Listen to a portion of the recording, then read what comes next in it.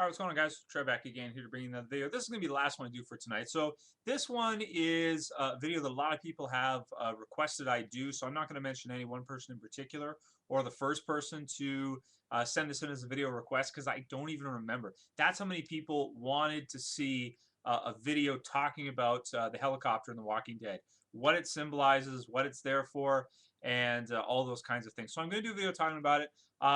Pretty much right off the bat, what I'll tell you guys right away is we don't have too many details about the helicopter, and they probably haven't even thought up too much about who was driving or who was flying the helicopter. I don't think it matters who was flying it. I think what's important is what it symbolizes. It symbolizes that even though it seems like the group is pretty much Rick's group is basically the only survivors, the helicopter symbolizes the fact that that's not the case. Even though from their perspective, it seems like and they feel like they are the only ones, okay, alive out there. And every once in a while they come across other people, but basically the human race is extinct. The helicopter symbolizes that it's not. Even though their human race is on the brink of extinction, there are still pockets of people and small groups, maybe even some larger groups coming together fighting back. You know, maybe 30 people, 100 people, 200 people, who knows? But we definitely know there are at least groups with about 40, 50 people based on the comic book. We've seen that already. And what the helicopter shows us is that there are still people out there, you know, flying the helicopter, doing things, maybe going for runs, maybe military, this kind of stuff. It opens the possibility for all kinds of different additional things, you know, in the future, different groups, maybe military agencies. You know, these are some interesting topics too. Is that it comes from the movie 28 Days Later.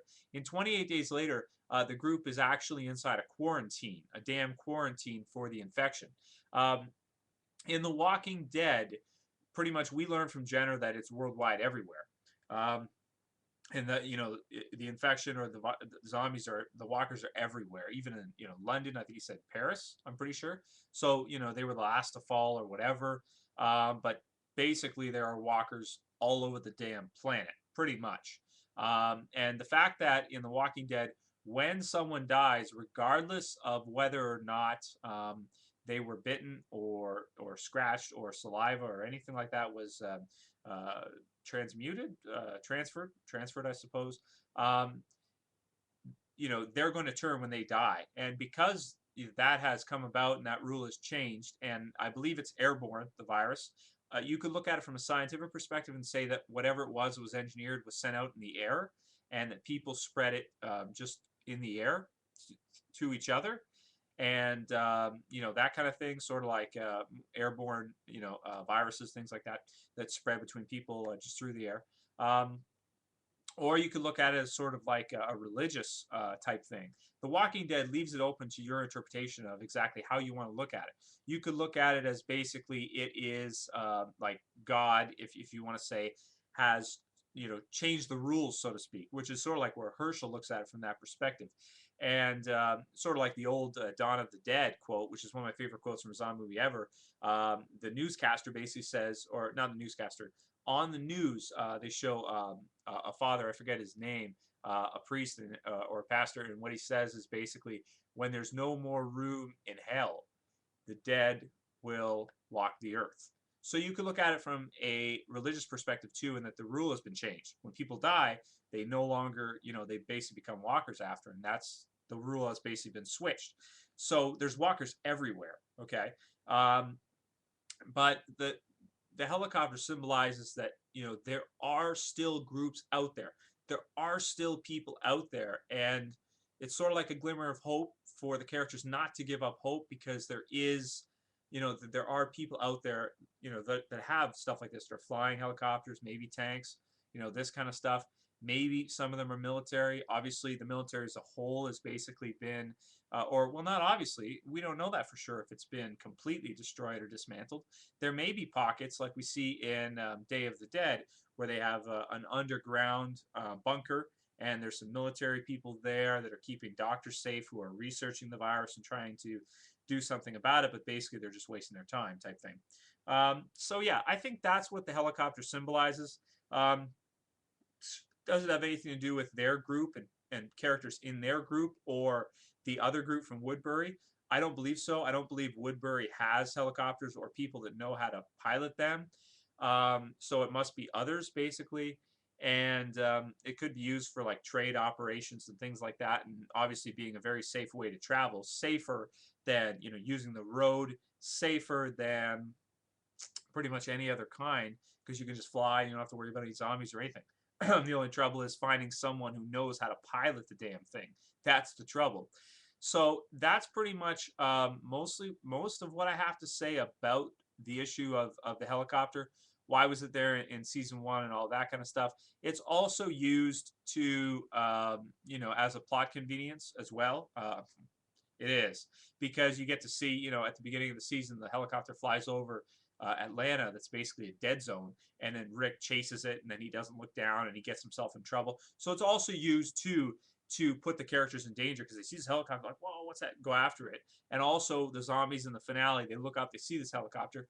I believe, now here's the thing that I find interesting is that I think what they were trying to show in the season finale of season 2 is that the same helicopter that Rick saw, I believe it's supposed to be the same one. It could be a different one. Could be a different time and a different one. But I think what it's supposed to symbolize is, maybe the same helicopter or different helicopter, goes over, that time frame is close to the time frame when that happened. It was close to the time that Rick was in the city. And I'm not sure if you could see a horse there or not, or if it was just something else. I have to watch it again to see. But it's kind of interesting to think, were they trying to say in the season finale that that helicopter went over months ago in the city, and it took the walkers, the same time Rick entered the city was when that helicopter went over, and it took the walkers that long to walk from Atlanta and finally hit the farm? That's interesting. I'd have to watch it again and see if, please somebody, if you know, could we see the horse in the background of the walkers eating in the intro or not? Is that the same? Because that'll tell you. If you can see the horse basically there, you know that it's basically, around the same time because the horse is still there, that Rick came through. So I think what they were going for is, I think they were going for, that's the same helicopter that went over that when Rick came through the city, and that's when those walkers in particular started walking because there's so many of them. Other walkers attacked Rick, but at that same moment, those walkers saw the helicopter and started walking, and it took them that long to reach the farm. So all the while these characters have been living and moving around and doing their thing, that particular herd was on its way, and they just never knew it until it was at their doorstep, like freaking right there, like a wave. So interesting, cool stuff. Heavily, good topic for discussion. The helicopter doesn't mean anything else than that. Well, it's that's to be determined later on. We can see all kinds of things happening with that damn helicopter in the future. I mean, or with other helicopters, we could see one fly over and maybe it crash. Like in the comic book, one goes over and crashes, and then some of the characters from the prison go out to try to find the helicopter, see if someone's inside it alive, and then basically there's no one there, and they see tracks for another group that's already been there and got the person who was inside the helicopter and brought them back to their stronghold, and then have some people from Rick's group go to their stronghold and encounter the governor. So that was how it worked in the comic book.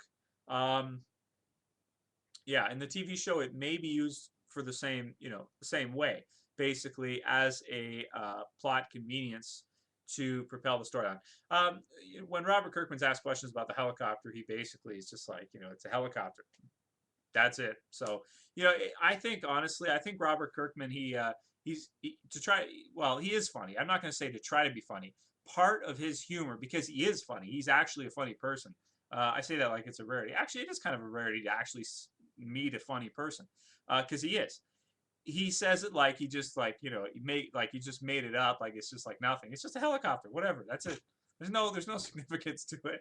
And maybe he's being serious. Now he's the writer, if you guys don't know, for the whole thing. He started the whole thing, wrote the comic books and everything, and's writing the TV show.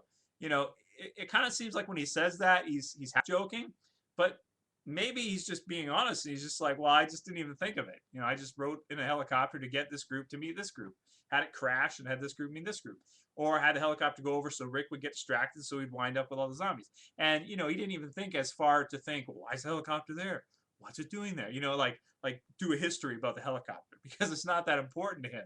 He does the same thing when he talks about like, you know, is it difficult to write The Walking Dead? He just says, no, you know, we just take zombies and throw in soap opera elements to it, you know, and that's it. And it's just like, damn, it can't be that easy, man, to write good stuff like that. But if you've read some of his other stuff, like Invincible and some other titles that he's written, you almost think it is that easy for him to do it because this guy's working on like crazy, like, I no. First of all, I'm gonna say I'm just a fan. I don't personally know him, but I don't want it to sound like, oh, you know, I call him what. No, I don't know him. I'm just saying he's working on the Walking Dead comic book every month, writing it, writing for the show, okay, writing Invincible comic book every month, and I think he's writing a couple others too. A Haunt, I think he's still writing. I'm not sure.